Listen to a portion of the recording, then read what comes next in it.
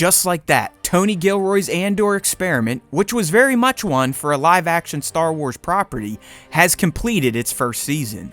While the finale may not have featured the usual twists and turns that season finales typically do, or the complete tying up of all narrative threads that fans may have wanted, Rick's Road still managed to stick the landing by providing a tense showdown on Ferrix that moved Cassian even closer to the rebel hero we know he becomes, while also setting the stage for the second and final season. This finale is a perfect example of Tony's show but don't tell style of narrative delivery. Without going into nuanced exposition to explain away the multiple narrative threads that ran through Season 1, Tony and his team managed to close out most of the first season's major plot points by simply showing us, rather than screaming it down our throats. You have to appreciate these simple, yet effective methods Andor's team used to end most of the Season 1 threads, including Mon's banking issue, which has now been solved via blaming Perrin's old gambling debt and agreeing to Davos's terms. We didn't need further conversations on this, so it was appreciated to just get two simple scenes to close the door on Mon's biggest issues plaguing her involvement in the rebellion, which will now free her up to do even more in Season 2. The same can be said for the Luthen wants Cassian dead plot point, which now too is closed thanks to the final scene between them. We weren't lectured by Cassian on why he wants to fight now, nor were we given another Luthen monologue on why he now thinks that keeping Cassian alive is a good plan. Viewers just knew this was the case thanks to how the episode showed us that both of these men's minds were changing through their experiences. Cassian's growth clearly came from his time in prison, but also from listening to Nemik's manifesto, which offered yet another banger of a monologue for this series. Luthen, on the other hand, seemingly began to change his stance after listening to Marva's rousing speech to the people of Ferrix. That is why this show is brilliant, because fans aren't treated like dummies and get talked down to by the script to ensure they understand what is taking place. In Andor, all we needed was to see the scenes play out, because the series was paced so well that every episode helped to build towards the character transformations in the finale. Nothing prior to the finale was on accident. Every scene, every bit of dialogue was key in leading viewers towards the narrative answers they sought in the finale. That's what makes Andor so unique. There truly is no filler because everything you see is purposeful, and as long as you're paying attention, answers get delivered without long-winded exposition and filler. Ultimately, the finale was extremely tense, with a great buildup of pressure that gets released like a steam valve during Marva's funeral.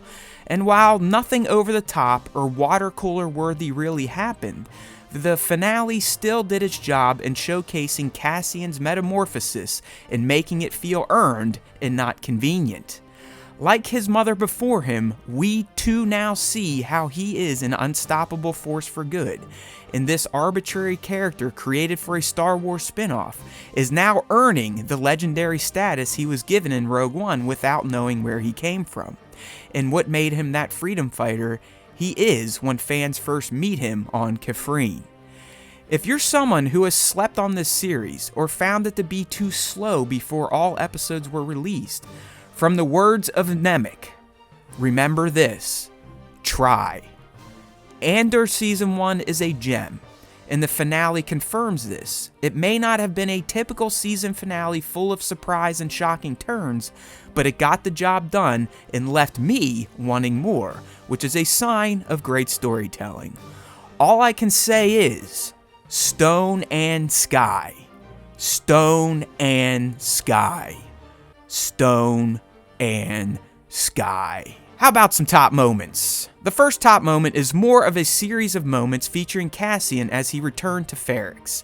His moment with Clem Stone and the flashback was touching and helped to show how the loss of Marva has really hit him hard, but at the same time, it adds to his motivations to rebel and fight for freedom like his mother before him. This is further confirmed in the scene in which he's listening to Nemik's manifesto, which, like Luthen's monologue from 2 episodes ago, was another piece of brilliant Star Wars writing featured in Andor. I mean, listen to this stuff. how can it not motivate you to fight back against tyranny and oppression of any form? There will be times when the struggle seems impossible. I know this already. Alone, unsure, dwarfed by the scale of the enemy. Remember this: freedom is a pure idea. It occurs spontaneously and without instruction. It was just pleasing to see Cassian's change in tone, as well as knowing that Nemec's manifesto is a key ingredient in his change, and something he used to motivate himself to make some big choices in the finale. The next scene of note comes when Brasso meets Cassian in the sewers to discuss Marva's final words. Like most of Cassian's moments in the finale, this one was heavy. This was Diego's episode for sure, and while his co-stars have been outshining him for most of the season due to how they've been written, he expertly nailed Cassian's grief and new resolve to fight back. Marva's final words were perfect, and just what Cassian needed to hear to move forward in his plan to rescue, but also his plan of joining the rebellion in earnest. Plus, how could you not appreciate the line that Cassian would become an unstoppable force for good? Just brilliant stuff, Marva. You should be a motivational speaker when you're all grown up. Who else never knew that they needed a Star Wars marching band in their lives? The band kicked ass, and the funeral song was amazing, but the true reason this scene makes this list is because of how well it built tension towards the inevitable explosion that would be Marva's funeral speech. The whole procession was a thing of beauty and perfectly showcased how the people of Ferrix would be the type of people to rebel in the name of protecting their way of life and loved ones. Hell, the march even got Bix and her liquidated brain motivated again, so it definitely smacked. Speaking of Marva's speech, how could it not make this list? Like others in this series, especially Kino's One Way Out moment, it was motivating, even to me. Some schlub sitting on his couch in a dark basement watching a fictional space show. Every word she said was leading the people of Ferrix closer and closer to open rebellion. Her words struck the right chords at the right time, and if you weren't moved by them, well, you may be a fascist, because I was ready to fight whatever empire may be holding me down right now after she yelled out, "Fight the Empire!"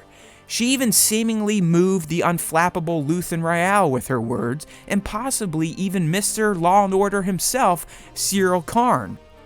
That lady should get a statue if the Empire doesn't glass Ferrix first.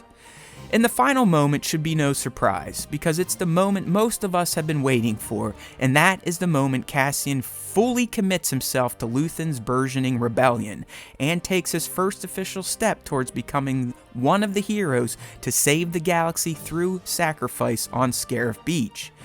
His line of "kill me or take me in" is so on brand for his character that it made Luthen laugh in surprise, and fans nod in agreement. This dude has come full circle since the last time he was with Luthen, so getting this payoff in this manner was a great end for the first season. I will close with more advice from Nemec, because it's important for real life and your Star Wars life. Tyranny requires constant effort. It breaks. It leaks. Authority is brittle. Oppression is the mask of fear.